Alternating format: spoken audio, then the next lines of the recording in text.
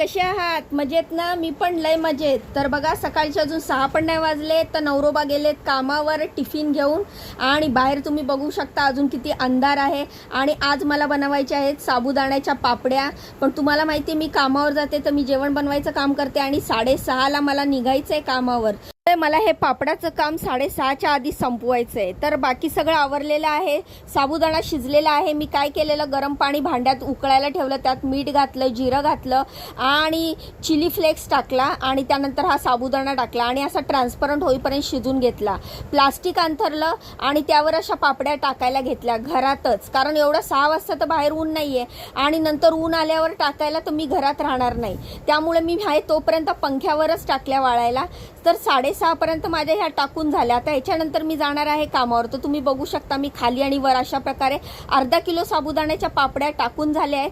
काहीच जास्त टाकायचं नाही, उपासाला चालतात, उपासासाठी स्पेशल केले. आणि मी निघाली आहे कामावर. धन्नो स्टार्ट केली, कामावर आली, लिफ्ट दाबलं, नंतर कामावर पोहोचली. इकडे बनवला मस्त मऊ मऊ उपमा बनवल्यानंतर रात्रीची जी चपाती उरलेली त्याची फोडणीची चपाती केली आणि रात्रीचा जो भात उरलेला त्याचा कर्ड राईस केला लाल मिरचीची फोडणी टाकून. तर अशा प्रकारे मॅडमचा डब्बा पॅक केलेला आहे. उरलेलं जेवण झाकून ठेवलेलं आहे. आज इथे काम जास्त नव्हतं, फक्त उपमा बनवायचा होता, 2 चपात्या होत्या, त्याची फोडणीची पोळी करायची होती आणि कर्ड राईस करायचा होता. अशा प्रकारे टिफिन पॅक केल्यानंतर उरलेलं जेवण डब्यात काढून घेतलं. गॅस किचन साफ करून घेतला, भांडी आवरली. आता मी जाणार आहे दुसऱ्या कामावर आणि तुम्हाला दाखवते मी तिकडे काय बनवते. तर अशा प्रकारे माझं पहिल्या कामाचं काम आटोपलेलं आहे आणि दुसऱ्या कामावर मी लिफ्टमधनं आले. तिकडे मी बनवलेलं आहे दाल फ्राय आणि राईस आणि उरलेली डाळ काढून ठेवलेली आहे. इथे लहान बाबू असल्यामुळे फिक्की डाळ मला काढून ठेवावी लागते. बाबूसाठी 2 चपात्यांचं पीठ मळून ठेवलेलं आहे. गॅसचा मेन नॉब बंद केला आहे. उरलेलं जेवण झाकून ठेवलेलं आहे आणि मी आता आली आहे तिसऱ्या कामावर. इकडे मी बनवलेलं आहे चिकन बनवलं आणि त्यानंतर ही व्हेज भाजी बनवलेली आहे दुधी भोपळ्याची चना डाळ टाकून. आणि त्यानंतर हे मी बीटरूट बनवलेले आहे. आणि अशा प्रकारे इथे पण जास्त काम नव्हतं, फक्त चिकन, बीटरूट आणि दुधी भोपळ्याची भाजी. भांडी घासून ठेवली आहेत, किचन साफ केलेलं आहे.